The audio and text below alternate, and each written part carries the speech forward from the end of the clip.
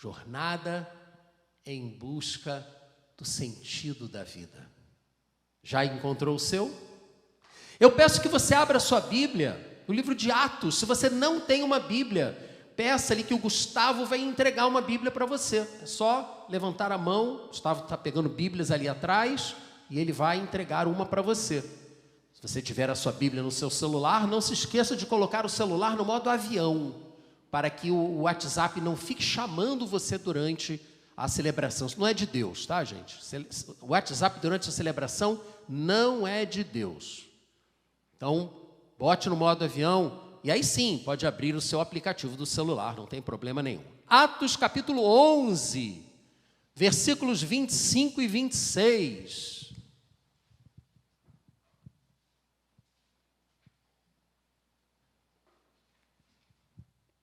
Então, Barnabé foi a Tarso procurar Saulo, e quando o encontrou, levou-o para Antioquia.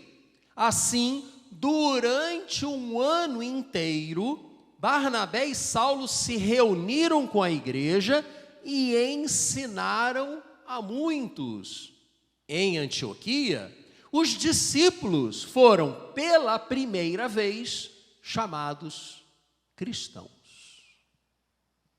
Você saberia dizer o significado do termo cristão sem usar o Google, né, um aplicativo qualquer de dicionário para saber o significado do termo? Você saberia dizer? O que significa ser cristão?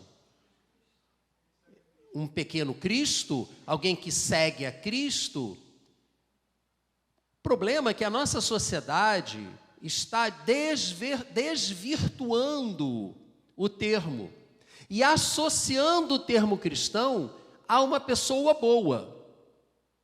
É verdade que todo cristão espera-se, e aliás é sobre isso que a gente vai estar falando hoje, espera-se que todo cristão seja uma pessoa boa, mas nem toda pessoa boa pode se autodenominar cristã.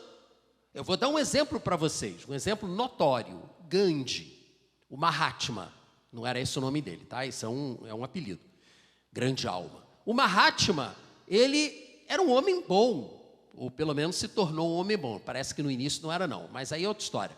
Ele era um homem bom, ele se doou pelo seu país, pelo seu povo, e ele tinha grandes amigos, inclusive amigos cristãos, e na biografia dele consta que um dos grandes amigos dele era um pastor anglicano.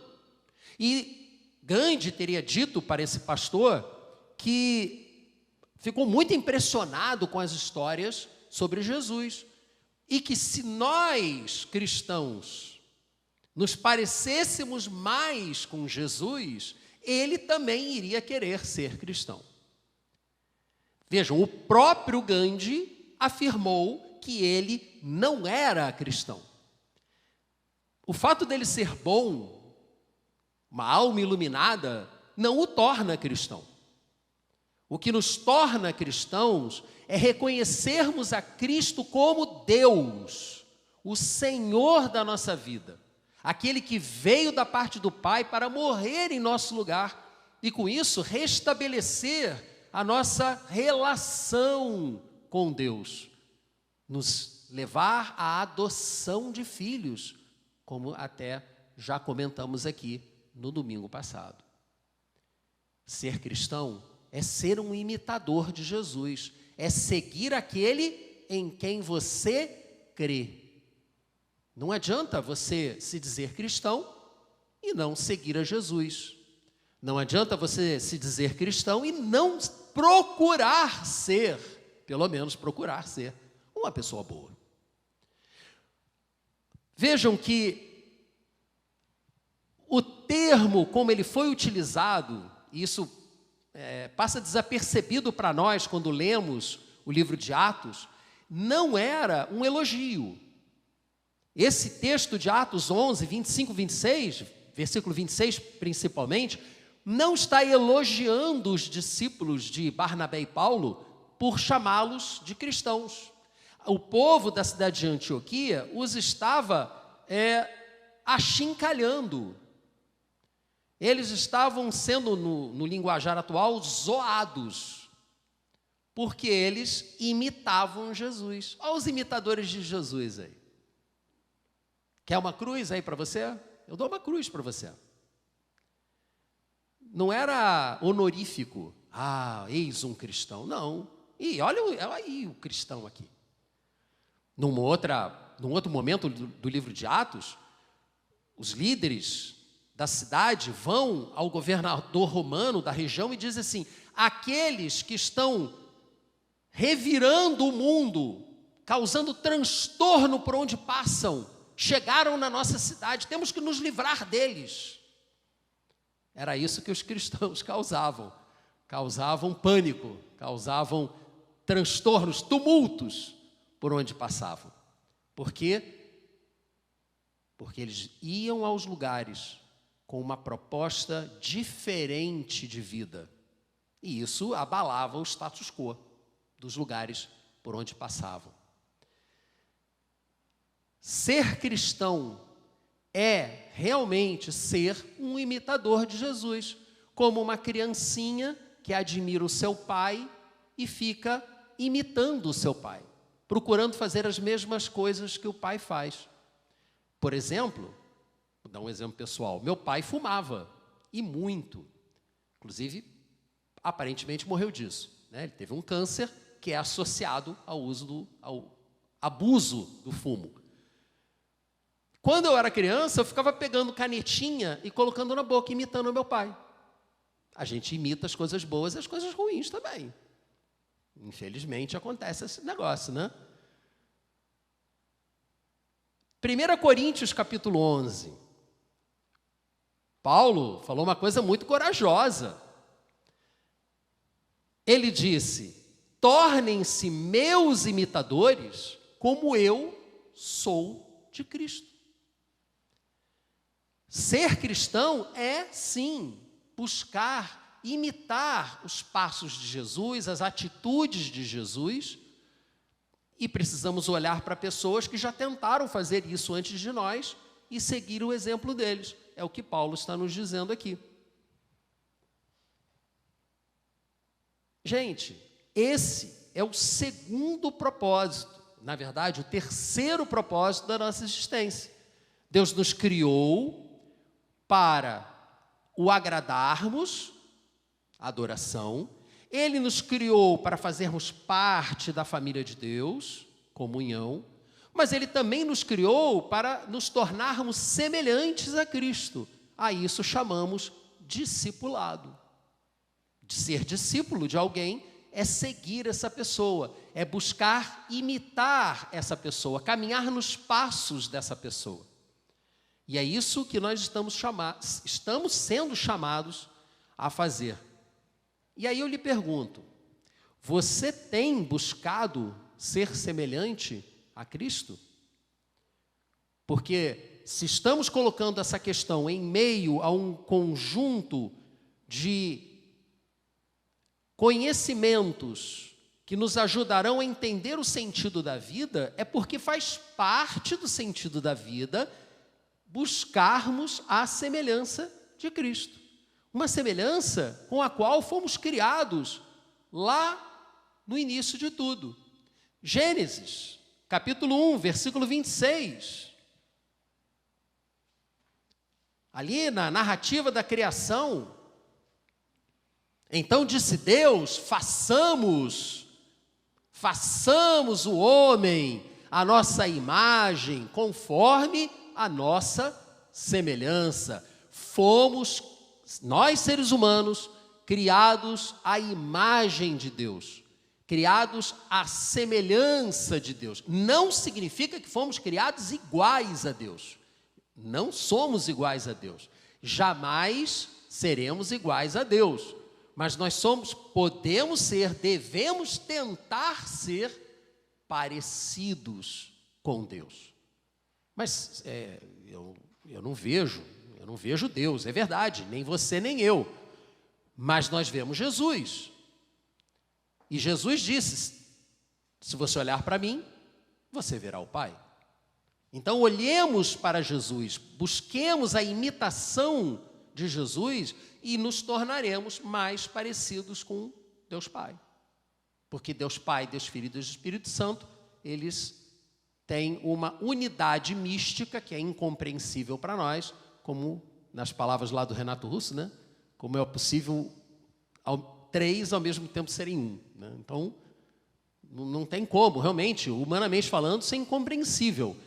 E é mais incompreensível ainda, como nos explicou Paulo, na segunda carta dele aos Coríntios, porque nós caímos da presença de Deus. Nós nos afastamos, os nossos antepassados espirituais, Adão e Eva, se afastaram da presença de Deus. E aí, por conta disso, o mal entrou no mundo. E há um Deus dessa era em que vivemos.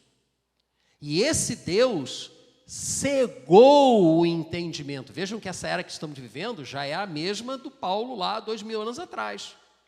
Não mudou muita coisa não, só não tinha arma atômica no tempo dele, né? Nem drone suicida. Olha, drone suicida é do mal aquilo. Realmente não tem como. Coitados dos marinheiros atuais. Vocês viram? Navio russo? Gente, navio russo novinho. Vários drones suicidas em cima do navio, explodiram o navio. Ainda bem que eu estou na reserva. Cara, a tecnologia está desenvolvendo cada vez mais rápido, de uma forma assustadora.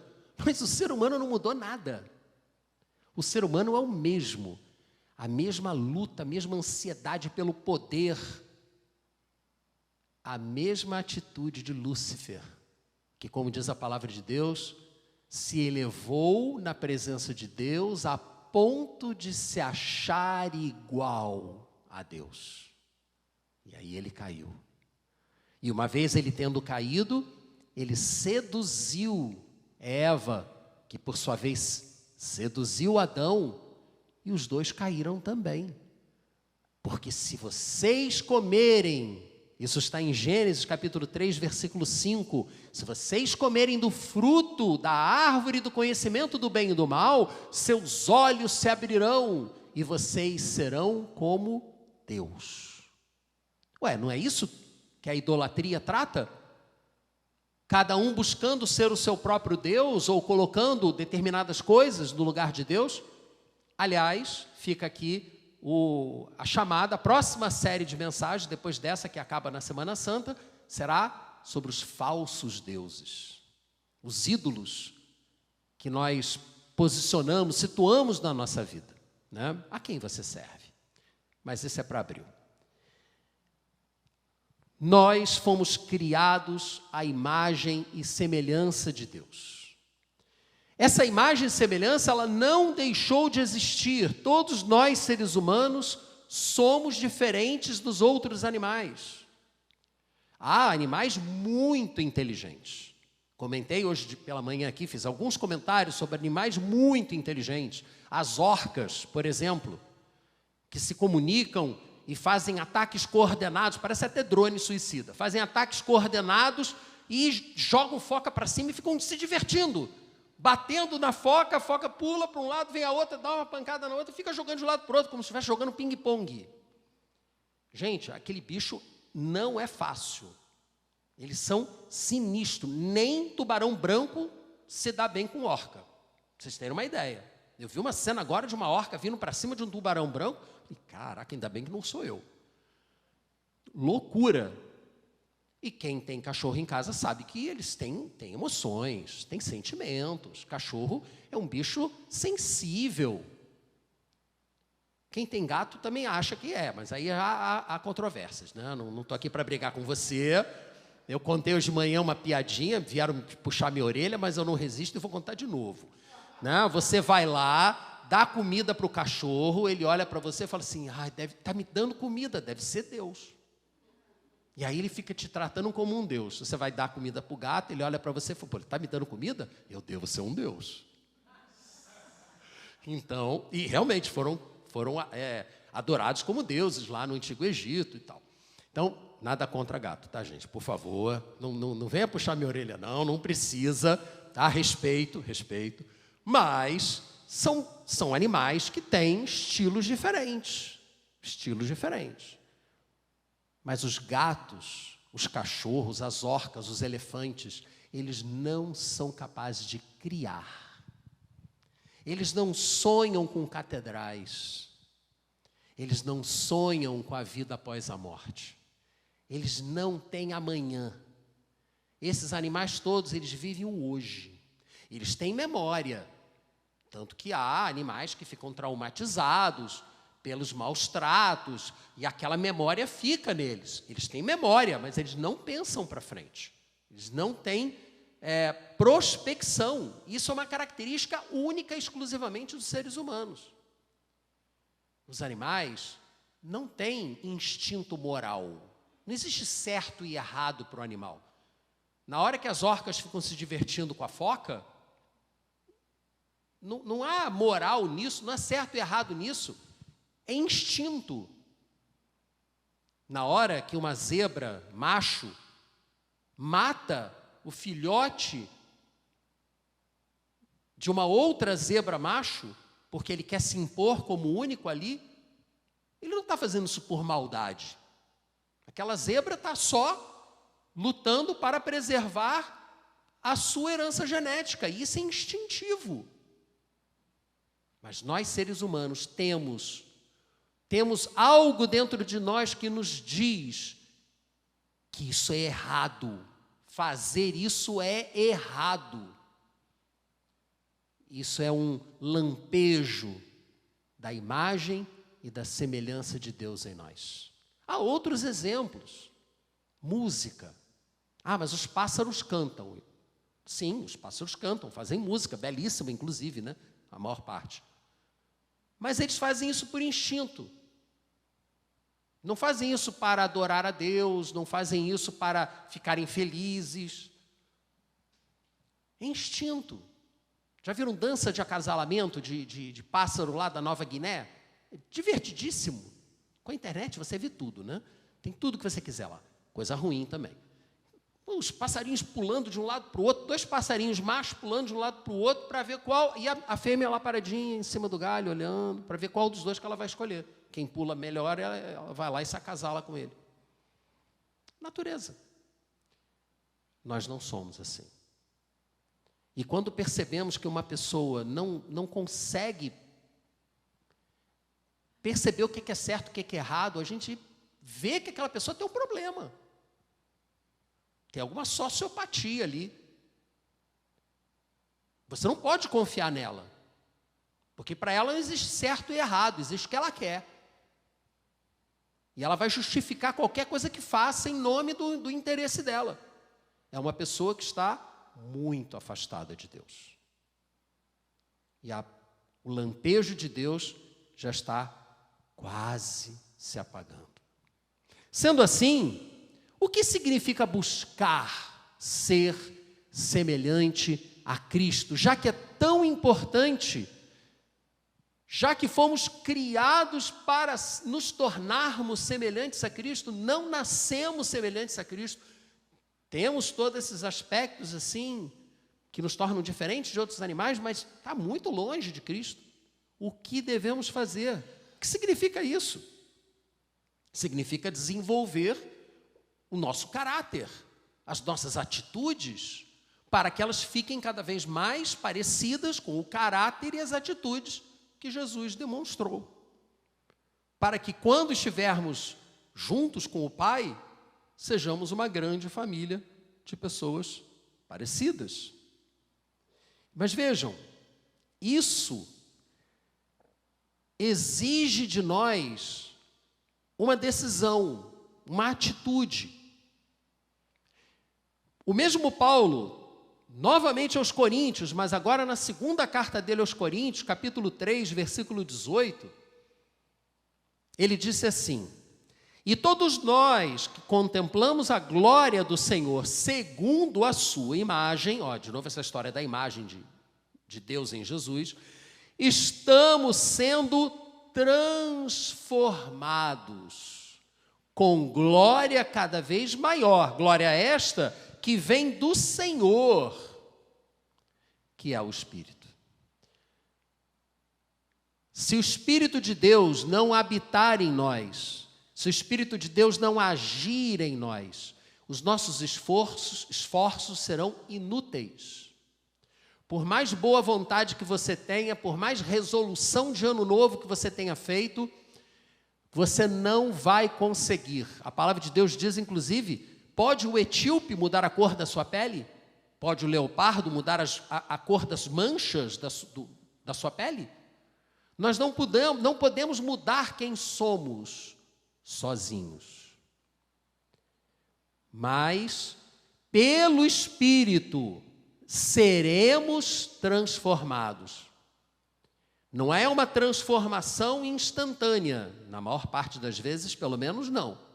Mas a própria palavra diz, estamos sendo, num sentido de ação continuada, que só se completará no futuro. Você está sendo, se você crê em Jesus, se você quer ser parecido com Jesus, a ação do Espírito Santo em você está transformando você, para que você se torne cada vez mais parecido com Ele. E é o Espírito Santo que te move. Paulo, mais uma vez, disse aos Filipenses, capítulo 2, versículo 13, pois é Deus quem efetua em você tanto o querer quanto o realizar, de acordo com a boa vontade dEle. Ele, na sua boa vontade, atua em você e desperta em você querer ser igual a Ele. E depois ele vai lá e te capacita. Ele faz o serviço completo. Mas é muito parecido com aquele convite que nós temos lá em Apocalipse, capítulo 3, 20. Eis que estou à porta e bato. Quem abrir, eu entrarei e cearei com ele. E me alimentarei com ele, sentarei à mesa com ele, terei intimidade com ele. Mas tem que abrir. E se isso vale para a salvação, isso vale também para essa transformação que faz parte da nossa vida como cristãos, a busca pela semelhança por Cristo. Eu peço que você abra sua Bíblia em Efésios, capítulo 4, porque é uma passagem um pouquinho mais longa do que estou acostumado a apresentar aqui, mas ela apresenta tantas características extremamente práticas do que significa ter o caráter de Cristo, as atitudes que Cristo teve, que vale muito a pena nós acompanharmos atentamente essa passagem. Assim eu lhes digo, e no Senhor insisto, que não vivam mais como gentios, que vivem na futilidade dos seus pensamentos. Eles estão obscurecidos no entendimento, separados da vida de Deus, por causa da ignorância em que estão, devido ao endurecimento dos seus corações. Tendo perdido toda a sensibilidade, eles se entregaram à depravação, cometendo com avidez toda espécie de impureza. Gente, acabamos de passar pelo carnaval. É disso que a palavra está falando. A pessoa se afasta de Deus e Deus deixa a pessoa dar vazão aos seus instintos mais depravados. E a pessoa vai se tornando cada vez mais depravada, vai se afundando cada vez mais na impureza. É a vontade dela, Deus permite, vai e faz. Todavia, não foi assim que vocês aprenderam de Cristo. De fato, vocês ouviram falar dele, e nele foram ensinados de acordo com a verdade que está em Jesus. Quanto à antiga maneira de viver, vocês foram ensinados a despir-se da sua velha natureza, do velho homem, que se corrompe por desejos enganosos, a serem renovados no modo de pensar e assim revestir-se do novo homem, de uma nova natureza, criado para ser semelhante a Deus em justiça e santidade, provenientes da verdade. Justiça e santidade, esse é o alvo. Sermos semelhantes a Cristo significa vivermos uma vida de justiça e santidade. Isso é fácil? Não, isso é impossível. Ao ser humano, isso é impossível. Porque nós somos guiados pela nossa natureza humana, que nos afasta de Deus e nos leva cada vez mais para dentro dos nossos próprios desejos. E isso nos leva à depravação. A natureza humana nos arrasta para um lado, mas o Espírito Santo está tentando nos arrastar para o outro, para que sejamos semelhantes a Cristo. Foi para isso que a gente foi criado, inclusive. É para isso que a gente está aqui. Versículo 25. Portanto, cada um de vocês deve abandonar a mentira e falar a verdade ao seu próximo, pois todos são membros do mesmo corpo. Todos nós somos membros do mesmo corpo. Jesus disse para os fariseus: vocês são servos do diabo, que é o pai de vocês. E aí eles falaram: que absurdo, tá vendo? A gente não falou que esse cara tem demônio. Esse cara está dizendo que a gente é servo, que é filho do diabo, nós somos filhos de Abraão. Ele falou: peraí, Abraão não era nem mentiroso nem assassino, vocês são mentirosos e são assassinos. O diabo é que é o pai da mentira. Meus irmãos, não existe mentirinha. Não existe isso.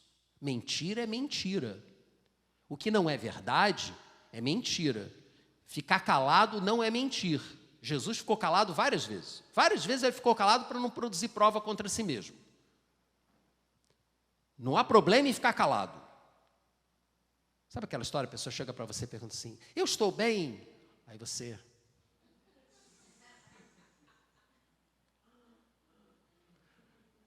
Tô ou não tô?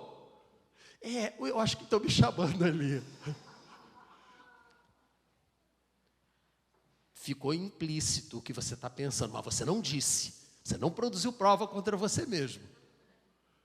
Agora, claro que tá ótimo. Mentira, mentira. Mas é tão coisinha, tão pequenininha. Tem uma frase que diz que a mentira é o lubrificante das relações sociais. Que sem mentira ia ser só atrito. Gente, isso é mentira. Mentira do diabo. Para levar você, que ele é o pai da mentira. Jesus falou isso claramente. Ele é o pai da mentira. Então, entendam, por favor. Por favor. Mentira do diabo. E quem vive mentindo é servo do diabo. Sabendo isso ou não. Pode ser um servo ignorante. Ele não sabe que está servindo ao pai da mentira. Mas se ele vive mentindo, a vida dele é obra de Satanás. Então, aqueles políticos que mentem sistematicamente são servos de Satanás. Ponto.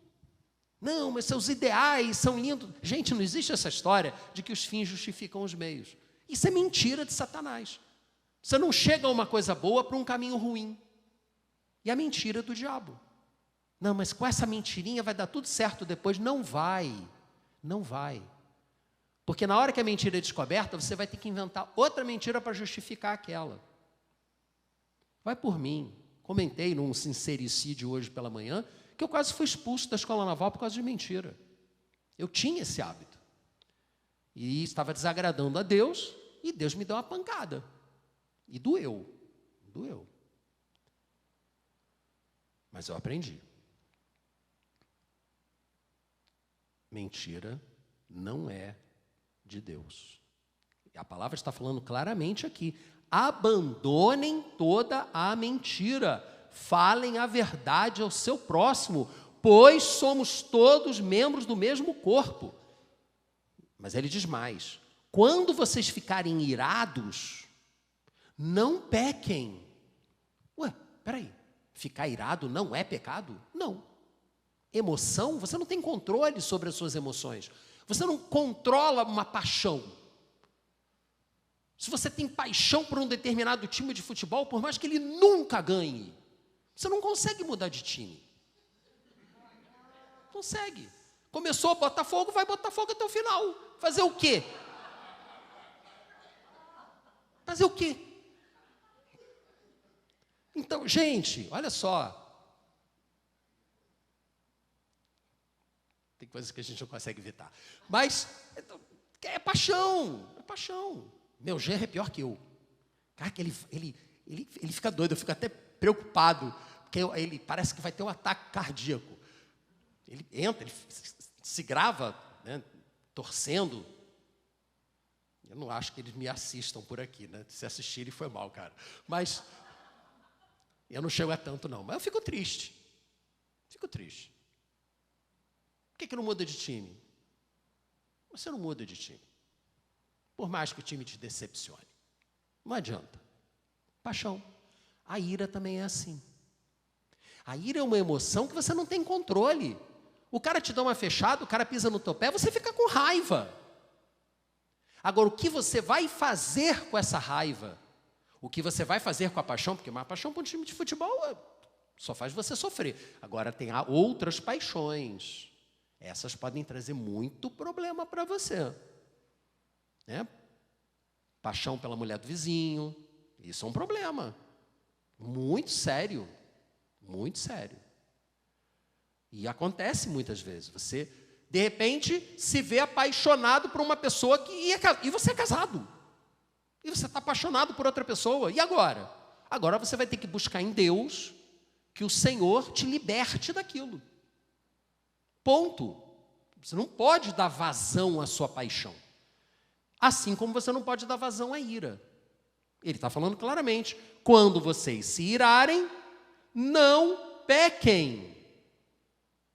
Apaziguem a vossa ira. Quando você ficar apaixonado, não peque.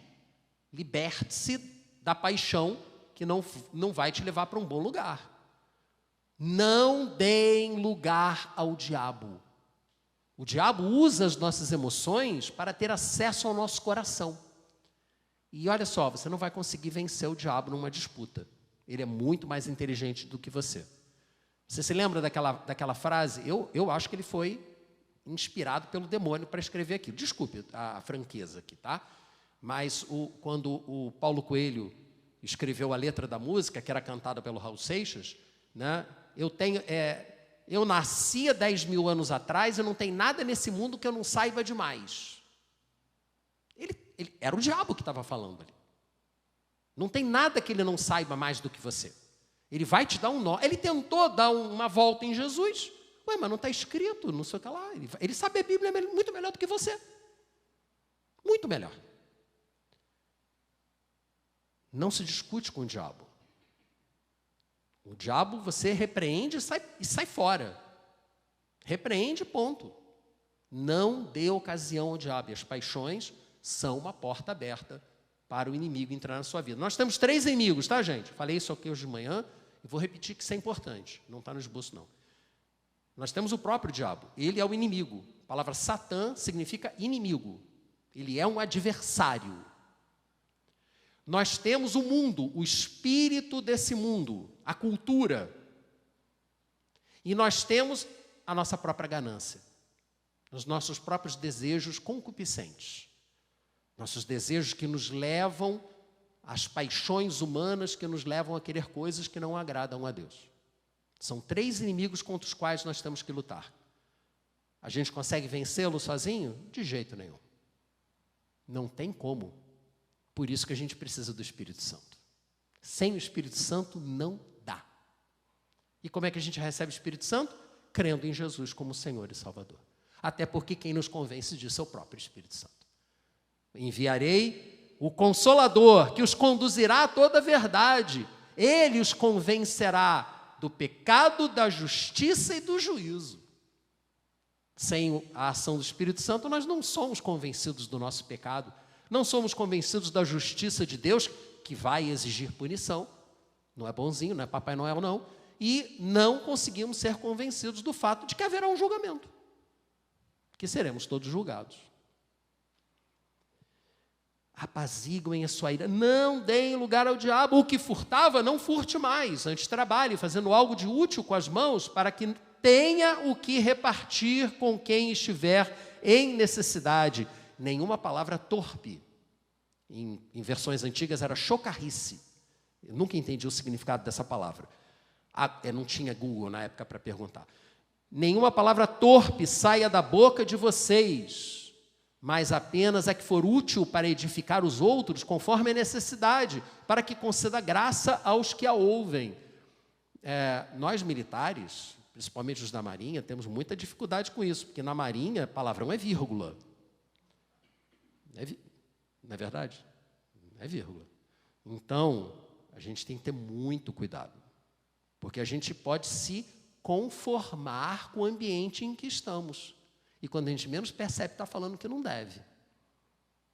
Isso é complicado. E quando a gente faz isso, olha só o versículo 30, não entristeçam o Espírito Santo de Deus, com o qual vocês foram selados para o dia da redenção.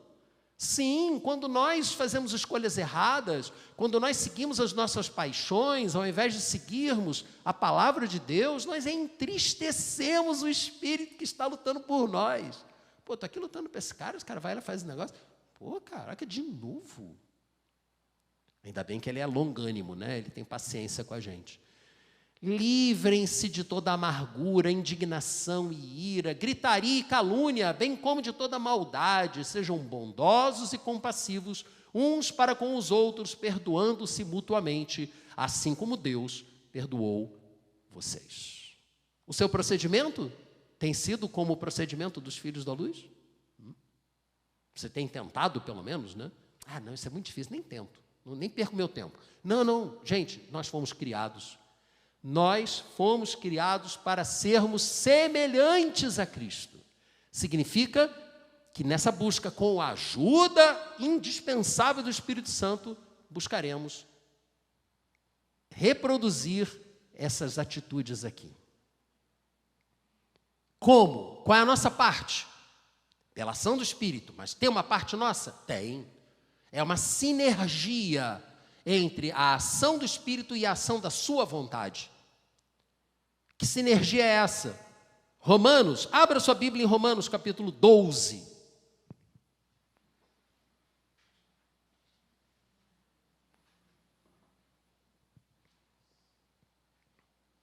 Romanos capítulo 12, versículos 1 e 2, mostra exatamente qual é o seu papel, qual é a sua responsabilidade nesse processo de ser tornado semelhante a Cristo.